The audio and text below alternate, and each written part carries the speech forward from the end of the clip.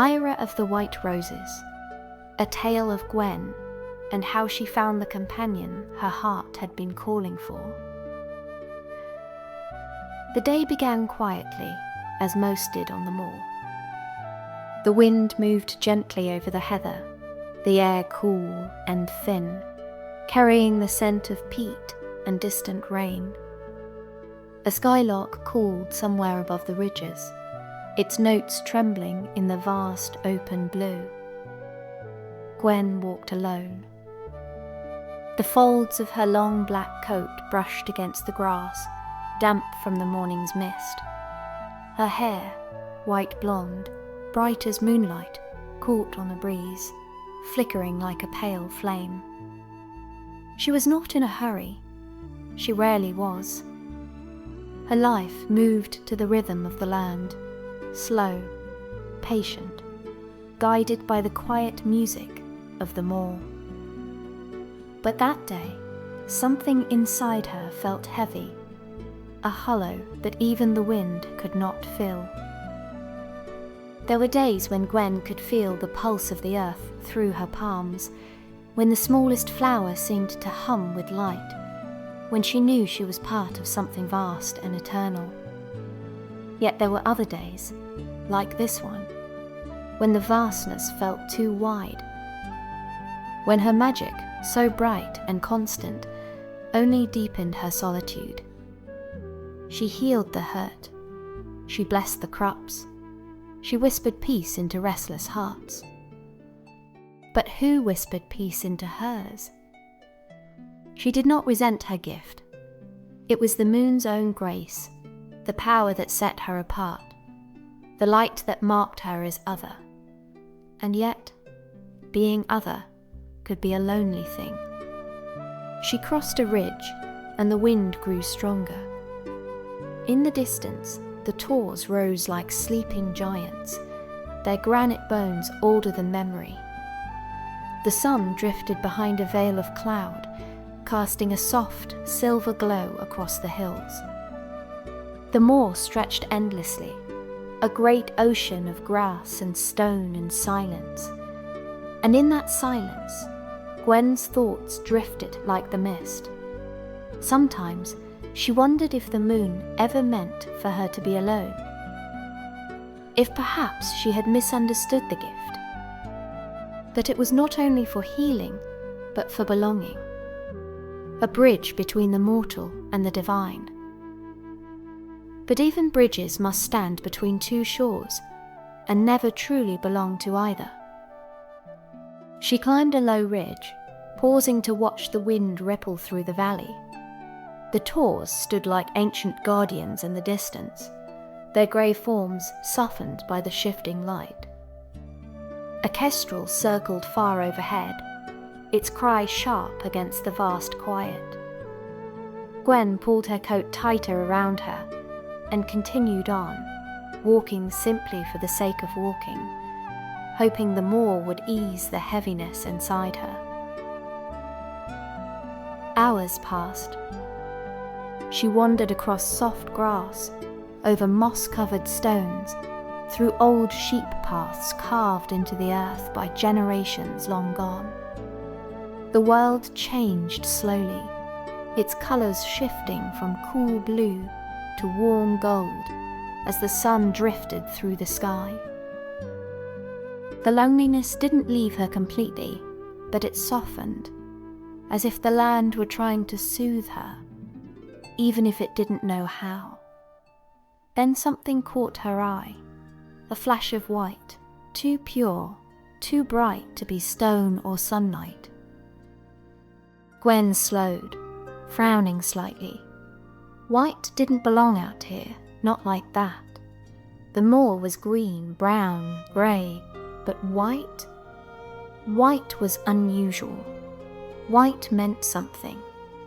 She stepped closer. There, nestled in a shallow dip between two granite boulders, was a cluster of white roses. Gwen stopped, breath caught in her throat. Roses didn't grow on Dartmoor, not wild ones. And certainly not these, untouched, unweathered, petals glowing faintly, as though lit from within. She knelt, fingers brushing the petals. They were cool, impossibly fresh, shimmering with an almost silvery sheen. The scent was delicate and strange. And then she saw her. A tiny kitten curled in the centre of the blooms, asleep as though the roses themselves had cradled her into slumber. Her fur was brilliant white, snow-bright, and soft enough to look unreal. There were no tracks leading to the roses, no mother, no siblings, no signs of anything living nearby. The kitten was impossibly alone. Gwen held her breath and reached out slowly, not wanting to wake the little thing too abruptly. But before she could touch her, the kitten stirred on her own. Her head lifted, ears twitching, and then she opened her eyes. Gwen's heart jolted. The kitten's eyes were green, not merely green, but deep emerald, glowing like polished gems catching sunlight. They were clear, bright, startlingly aware. The kitten looked straight at her. Not with fear, not even curiosity. Recognition. As though she had been waiting. The kitten gave a tiny, fragile mew and stood on trembling legs. When Gwen cupped her hands, the kitten stepped into them without hesitation, as though she belonged there and nowhere else. The small body trembled once, and then nestled itself against Gwen's chest, with a soft, steady purr that vibrated straight into her bones. Warmth spread through Gwen's heart. Gentle and overwhelming, she held the kitten close, the soft fur warming her cold hands. The purr soothing a loneliness she hadn't even fully understood until now. "Where did you come from?" she whispered. The kitten only purred louder, pressing her tiny face against Gwen's coat. Gwen smiled, but the smile froze when something bright caught her attention above. The moon, visible in broad daylight, full and white against the clear blue sky. It hung there unnaturally bright, as though it had risen just to watch her. Silver light spilled across the moor, brushing the grass, the stones, the roses. And Gwen herself. Then a voice, soft, loving, ancient, drifted through the stillness. "Happy birthday, my sweet Gwen." Gwen's breath stilled. "My child of moonlight, you have walked the world with grace and quiet sorrow. You carry my gift, but you need not carry loneliness. As I watch over you, so will she." The voice faded, like mist caught in sunlight. Gwen blinked back tears and looked down at the kitten, who was gazing up at her with those deep emerald eyes, as if she understood every word. "Well, then," Gwen whispered, with a trembling smile, "you'll need a name." She thought of the roses, white as winter frost. She thought of the kitten's soft, snow-bright coat. She thought of the moonlight that had placed her there.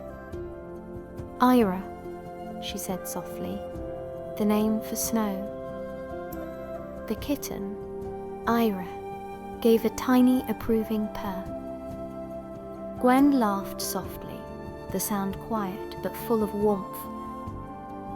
The moor hadn't heard from her in far too long. She held Eira close, and for the first time in months, the ache in her heart eased fully, replaced by something gentle, steady, and beautiful. She sat there for a long time among the roses, Eira resting in her lap, the air warm and still. When Gwen finally rose, the roses began to shimmer. One by one, their petals dissolved into sulphur dust and lifted into the breeze, swirling like tiny stars before drifting away. Soon, nothing remained but a faint ring of moonlit glow in the grass. Gwen walked home with Eira nestled against her chest. The moor no longer felt empty. The wind no longer sounded lonely. The sky no longer felt too wide. Every step felt lighter, warmer, brighter. And when she reached her cottage and sat by the window, the full moon rose again, its silver light falling over her and the sleeping kitten in her arms. "You were never lost," Gwen whispered to Eira, "just waiting for me." Eira opened her emerald eyes briefly and blinked, as if to agree. Outside, the willows bowed gently in the wind, and the brook murmured a peaceful song over its stones.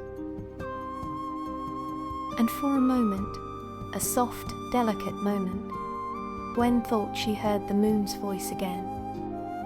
"You are never alone, my daughter. Your hearts will keep the light alive." Gwen smiled, stroking Eira's warm fur as the kitten purred softly against her. And from that night on, Gwen was never lonely again.